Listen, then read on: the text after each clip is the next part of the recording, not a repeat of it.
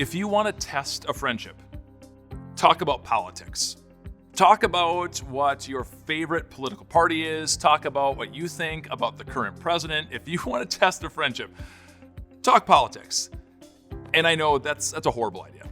It's a really, really bad idea, because when people talk politics, they get fired up. They get entrenched in whatever their political opinion happens to be.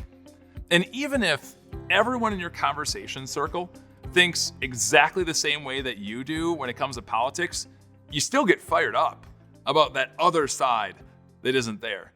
And man, those times when you square off against someone else who thinks completely differently than you do, this unproductive, unloving debate happens. And friendships can be lost, and friendships have been lost. So why talk about politics then? Well, this week we're going to dive into patience, how to have patience in this sin-saturated world. And man, when it comes to politics, we need patience, more patience, growing patience. Because when there is red versus blue, and there is Democrat and Republican and Libertarian and Independent, and the list goes on from there, there's a divide. And anytime there's a divide, you need more patience. I heard a sermon recently on this subject matter, and it was excellent, really well done. The pastor had 3 main points, and I want to share those with you because they really help me, because I get pretty fired up when it comes to talking politics. And his encouragement, and now my encouragement to you as well, is this. When it comes to politics, to have patience, listen, learn, and love. Now, listen. The best thing you can do when it comes to politics is listen. Listen to the other side. Sit down and have a coffee with someone who thinks completely different from you, and ask them what. What are the policies they stand for? What is the plan to have those policies come into play? What is it going to cost? What's the time frame? What does a win look like? And now, remember, you're listening. You're not debating.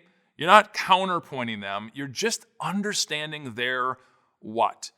And when you do that for someone, when you show them that incredible respect of just getting to know them, oftentimes, not always, but oftentimes they'll then ask you your what, and you can talk about what you feel with politics.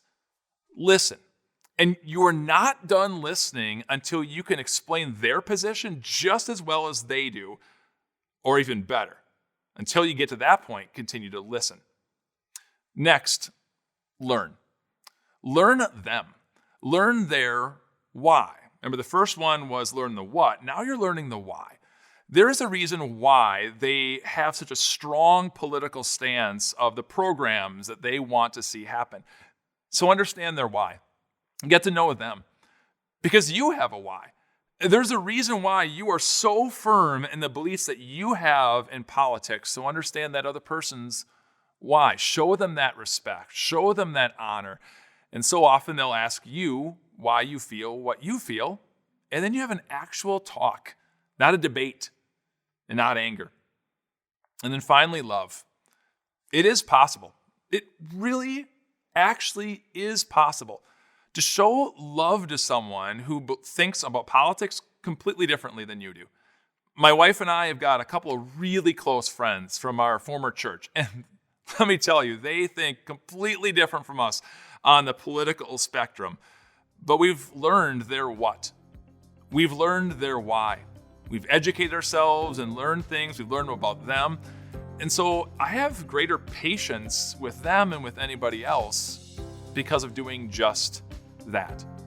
1 Corinthians chapter 13 gives this list of what love truly is. All these attributes, the way you see love in action.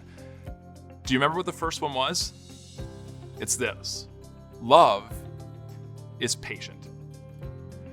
So if you want patience when it comes to politics, just remember those three things: to listen, learn, and love. And when you do, it'll grow your patience, change your understanding, and give you a lot more peace.